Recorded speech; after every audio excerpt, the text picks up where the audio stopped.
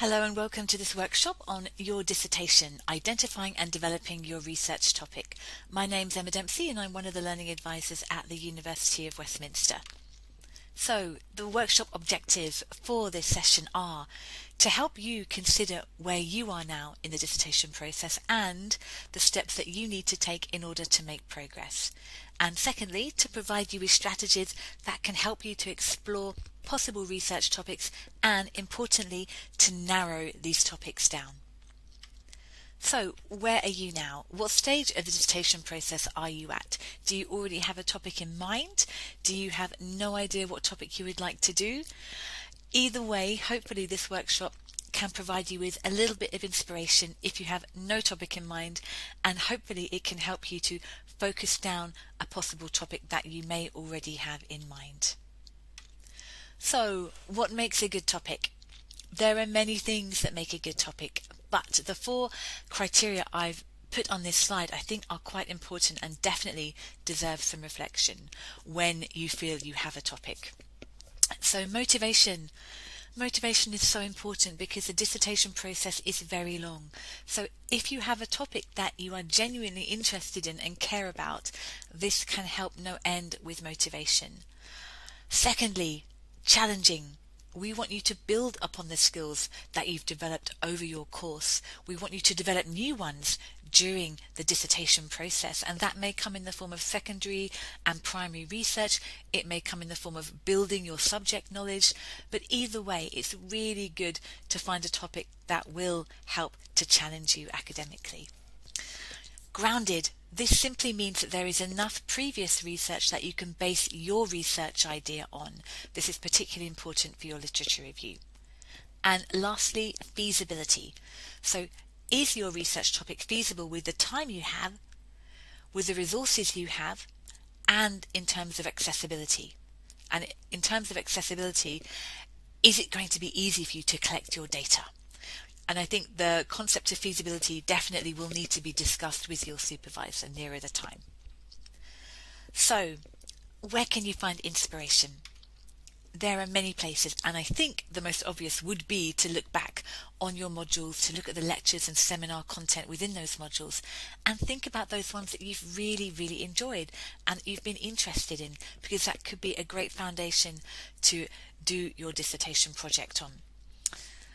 A previous assignment, always good, because this means you already have a great foundation of knowledge to build upon. So go back and look through all those pieces of coursework you've done, the ones you've enjoyed, you've been interested in. Is there anything that you could explore and continue in terms of a topic? And number 3, 4 and 5 are very much about media, hot topics in the news, possibly discipline-specific magazine articles, trade journals. 3, 4 and 5 are good places to look because they are quite current, and currency is an important element of your dissertation topic. Number 6, I really recommend this one, looking at very current research journal articles, because often in the discussion and recommendation sections they will give you ideas on where the research can be further done and further carried out, so inspiration for new ideas on research.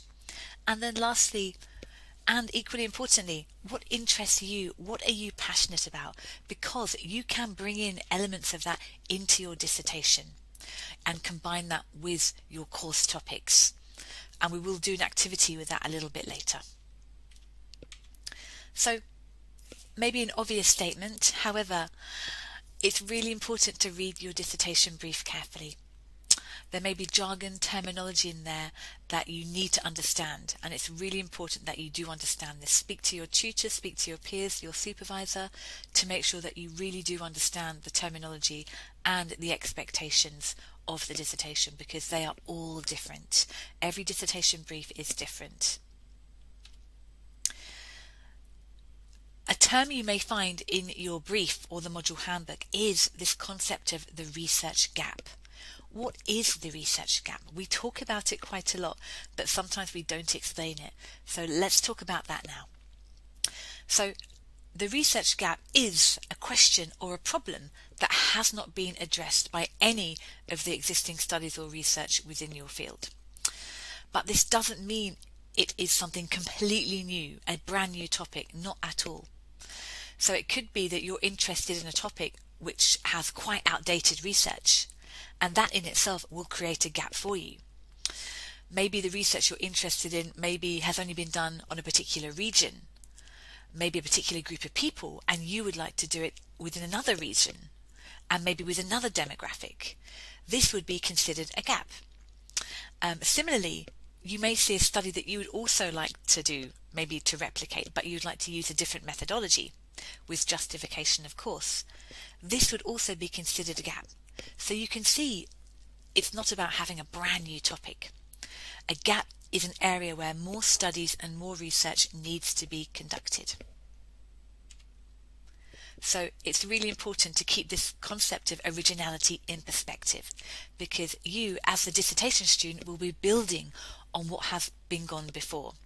You are continuing the story of the research so that there is already good published research to draw upon as background for your literature review. So let's start on our first activity. All of the activities in this workshop are free writing, and you can do them in any way you want. You can do them online, you can do them bullet pointed, you can do mind maps visually, you can do it on paper. It's completely up to you. You can also take as long as you want to do this. You can also record your thoughts if you would prefer to. So this activity is all about the modules and topics within those modules that you have enjoyed the most so far. So out of this activity, I would like you to choose one topic which is your favourite and explain why, and give 3 reasons for your choice. So take as much time as you need, pause the slide and come back when you're ready.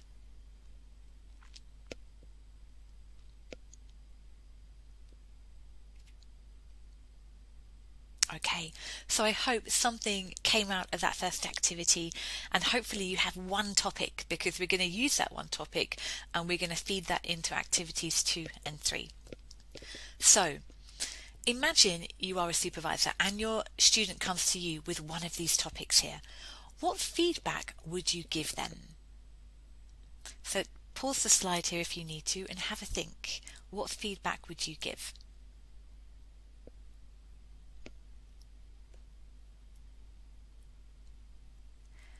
So maybe you think the same, and you would give the same feedback as I would, which is that these topics are all extremely broad. They are so broad that they would not be possible to do for a dissertation. However, they could be a great foundation for a topic, but it just needs to be narrowed down further. And we're going to look at how to do that shortly. So let's move on to the next activity. And this is all about narrowing your topic further.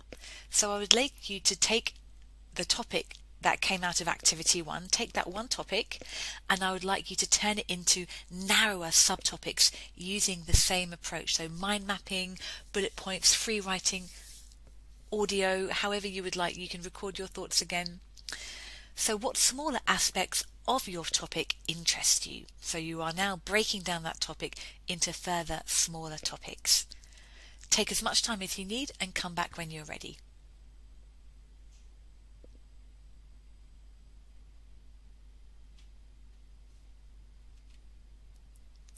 So hopefully from that activity you now have an even narrower topic. And we're going to use that topic for activity 2 to feed into the next activity. So let's look at other ways we can narrow a topic down. So I've taken one of the examples from a few slides ago, representations of disability in the media in the 20th century. So we have 2 huge topics here, media and disability. How could we focus this topic down? So take some time, pause the slide if you'd like to, and have a think about how you might choose to focus this topic down.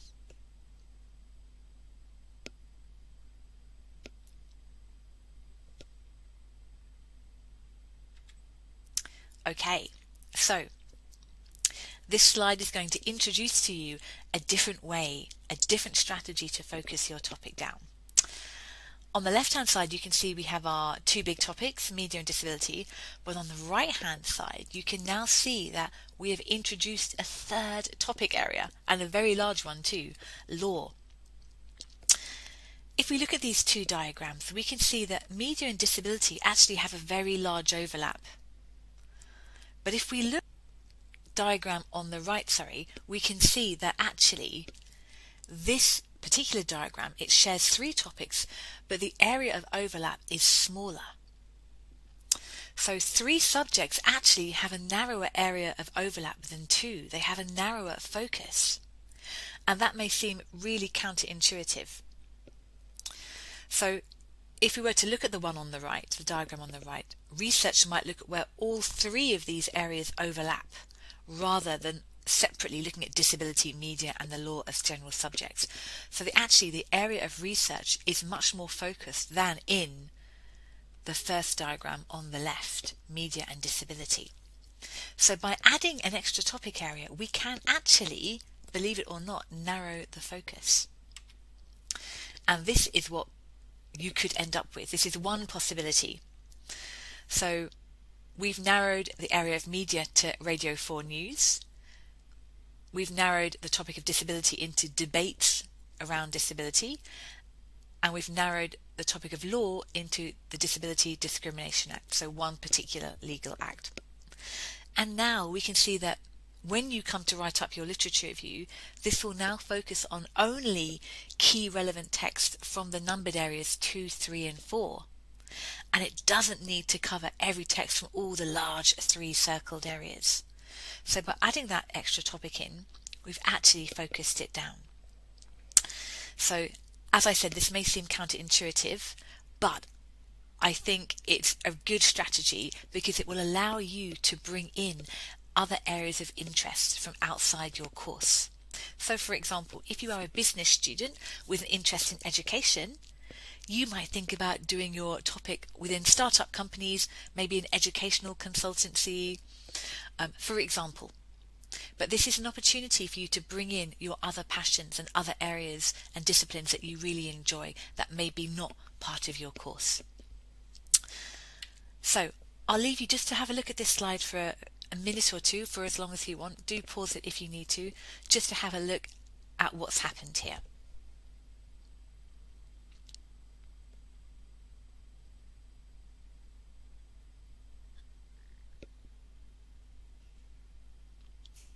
So something that can really help is to look at the key topic words in your broad topic and think about how you can break them down. So if you have any large topic words like unemployment, disability, think about how you can break them down. So we're going to have a go at this activity. We are now going to do an activity where we're going to narrow your topic by adding in a new topic, just like in that example with law.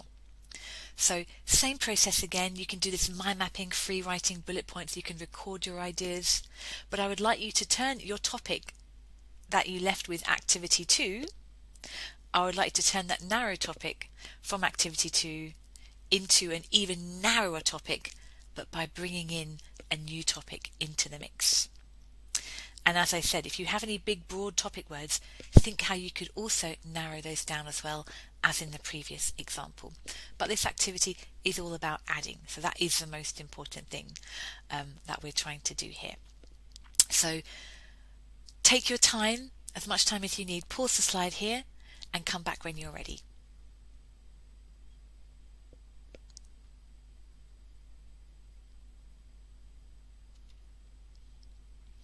So I really hope that that last activity particularly gave you a little bit more inspiration and kind of opened your eyes to the possibilities of what you could do for your dissertation. So I don't expect you all to have your perfect topic by the end of this workshop, far from it. But whatever topic you have after activity 3, have a think about these questions here. And again, you can come back to this slide when you're ready. When you think you have a final topic in mind, do come back to these slides. So what is not yet known about your topic? What gaps exist? And this is the point where you may need to go deeper into the literature before you can answer that question around the gap. And I think current journals are a great place to look here because they are usually much more up to date, more so than books. And then at this point as well, how do you think you can make your dissertation topic different? It might be the sector that you're looking at, it might be a country, a particular demographic, it might be a very little research concept, a new development, a different methodology. These are all ways that you can make it different and add to the literature. So come back to this slide and come back to all these slides at another time and think about the possibilities that you have. So lastly, just one slide, and again, a few more things for you to think about. Some students like to do a topic they can investigate in their own country. Some students think about the application to a job. They might be looking to get into a particular field, and maybe doing a particular piece of research may help with that and may look good on your CV. So number 2, that second bullet point, definitely something to think about. However, you might be more concerned actually about doing a topic that is feasible and can be done in the time frame and the resources that you have, and where actually getting the data isn't too difficult, and there is nothing wrong with that either. So these are just things to consider when you are trying to develop your topic. So my advice lastly is to try out all of these activities again in your own time, and come back to some of these slides when you feel you may have a narrowed topic in mind. And lastly, I'm going to give you some time for reflection, although I know you have been reflecting throughout this workshop, but this is another free writing activity just to let you have a bit of space to think about the thoughts that have been accumulating around your dissertation throughout this workshop. And I've put a few sentence starters in here that might help as prompts, but you don't have to use them. So the first one, what I am most interested in is, there is still work to be done on, my contribution will be, and why I have nothing to write about. There's nothing wrong with completing the last sentence here. You may find that you still don't have anything to write about. Keep pushing through, keep going through the process, maybe try these activities again. So you don't have to use these prompts, but take your time now to record your thoughts or write your thoughts down. What have you been accumulating in terms of your thoughts throughout this workshop? So feel free to pause the slide here and come back when you're ready.